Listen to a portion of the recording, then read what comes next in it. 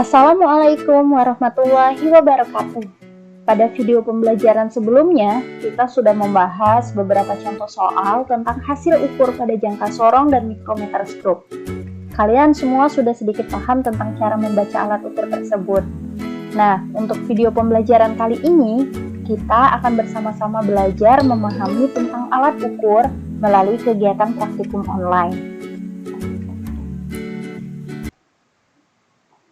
Pertama, silakan kunjungi web dari olabs.edu.in. Seperti ini tampilan awal pada web tersebut. Karena kita mau mempelajari tentang jangka sorong, berarti kita pilih fisika. Kemudian akan muncul berbagai simulasi yang bisa kita pelajari. Karena kita mau mempelajari jangka sorong, kita cari jangka sorong. Ini ya, jangka sorong. Dipilih jangka sorong.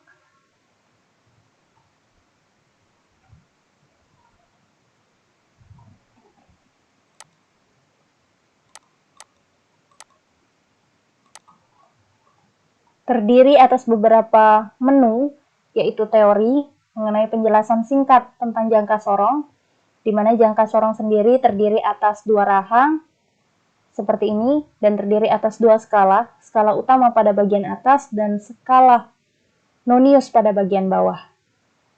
Dan terdapat bagian untuk mengukur kedalaman suatu benda. Kemudian ada juga tampilan atau menu prosedur penggunaan jangka sorong. Kemudian ada animasi.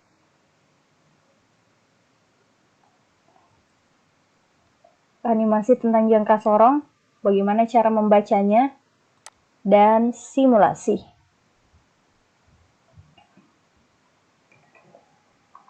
Kalau pada video pembelajaran sebelumnya kita hanya melihat gambar jangka sorong dalam bentuk dua dimensi, namun pada praktikum online kita bisa melihat gambar dari jangka sorong berbentuk tiga dimensi, sehingga lebih mirip dengan keadaan atau bentuk sebenarnya. Contoh ya, misalnya kita mau mengukur benda pertama.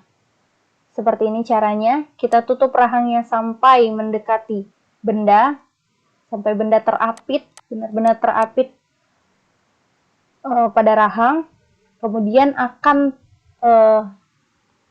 menunjukkan hasil ukur. Ini hasil ukur yang diperbesar ya. Kita bisa baca sama-sama. Pada video pembelajaran lalu kita sudah paham konsep pembacaan hasil ukur jangka sorong. Di mana kita tentukan dulu skala utamanya yang terletak pada bagian atas. Patokannya adalah skala 0 pada bagian bawah. Kemudian yang kedua adalah kita tentukan skala noniusnya dengan mencari garis keberapa yang lurus berimpit dengan garis atasnya. Kemudian setelah skala utama dan skala nonius kita peroleh, tinggal kita jumlahkan. Itu adalah hasil ukurnya. Contoh untuk benda ini ya. Setelah kita letakkan bendanya, maka hasil yang muncul adalah sebagai berikut. Untuk lebih jelas bisa kita perbesar. Skala utamanya menunjukkan angka 2. Di sini 2. Tapi sebelum 0 yang lebih tepat adalah 2,1. Bisa kita tulis 2.1. 2,1. Tinggal kita pilih skala noniusnya, yang mana yang lurus berimpit ke atas. Yang satu jelas bukan, garis kedua bukan, 3 bukan, 5, 6, 7. Kalau dari gambar, yang paling lurus berimpit ke atas adalah garis ke-7. 7 dikali 0,01, 0,07. Kita jumlahkan dengan 2,1, berarti 2,17. Coba kita cek jawaban kita. Benar ya? Coba kita contoh benda kedua. Kita praktekkan benda kedua. Pertama kita mau mengukur panjang benda berikut.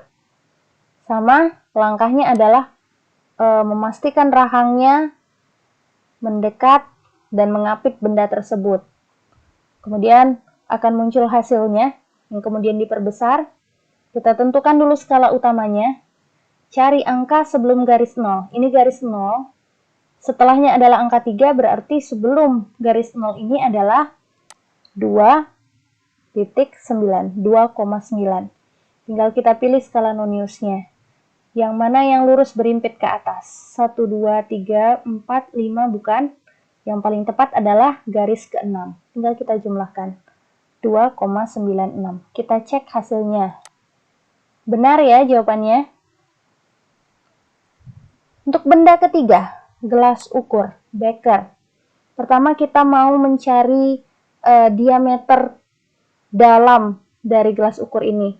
Caranya adalah meletakkan gelas ukurnya pada bagian rahang atasnya. Tuh. Kalau mau mengukur diameter dalam, kita gunakan rahang atas ini. Kalau sudah, akan tampil hasil ukurnya yang diperbesar seperti ini. Kalau terbaca berarti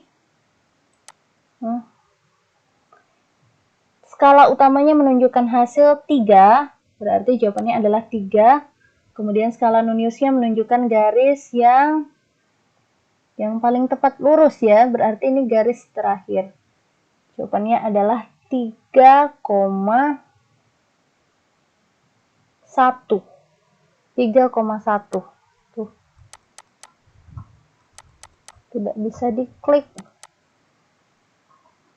Agak sedikit bermasalah. Tapi kurang lebih seperti itu cara pengukuran gelas ukurnya. Kalau kita mau mengukur kedalamannya, kita gunakan bagian bawahnya. Seperti ini letak bendahnya. Hasilnya adalah sebelum garis 0 adalah angka 2 sebagai skala utama. Tinggal kita cari garis yang lurus ke atas. Garis keberapa? Kalau kurang jelas bisa kita perbesar. 1. Yang lurus ke atas, lurus berimpit ke atas adalah garis ke-1. Berarti 2,1 dikali 0,01 sebagai ketelitian adalah 0,01. Jadi jawabannya adalah 2,01. Sepertinya ada kendala sedikit dalam memasukkan input nilainya. Tapi kurang lebih cara menggunakan dan membaca hasil ukurnya seperti tadi ya.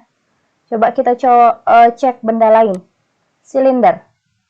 Misal kita mau mengukur diameter silinder ini. Sama caranya, tinggal kita tarik rahangnya, maka akan tampak hasilnya. Skala utama yang tertunjuk adalah sebelum angka 0. Ini angka 0, garis ke 0. Kalau di sini 3 berarti 3,1 dan 3,2. Berarti skala utamanya menunjukkan angka 3,2. 3,2. Sekarang kita cari skala noniusnya. Garis yang lurus berimpit ke atas. Bukan garis ke-1, 2 juga bukan, 3 bukan, 4, 5 juga bukan. Garis ke-6. 6 dikalikan dengan 0,01 itu 0,06. Atau bisa kita langsung taruh di sini ya. 3,2 tambah 0,06 sama dengan 3,26. Kita cek hasil jawabannya. Benar ya? Sekarang kalau kita mau mengukur panjang dari tabung ini. Sama caranya, tinggal kita geserkan rahangnya sampai mengapit benda. Kemudian akan tampak hasilnya. Kalau dari sini skala utama yang tertunjuk adalah 4. Tepat 4. Bisa kita tulis 4.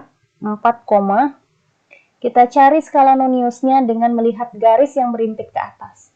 1, 2 bukan, tepat di angka 3 ya. 3 dikali 0,01 berarti 0,03. Berarti kalau dijumlahkan dengan 4 berarti 4,03. Kita cek jawabannya. Seperti itu ya. Untuk lebih jelas atau untuk lebih memahami, kalian bisa cek kembali pada video pembelajaran sebelumnya mengenai cara membaca alat ukur jangka sorong.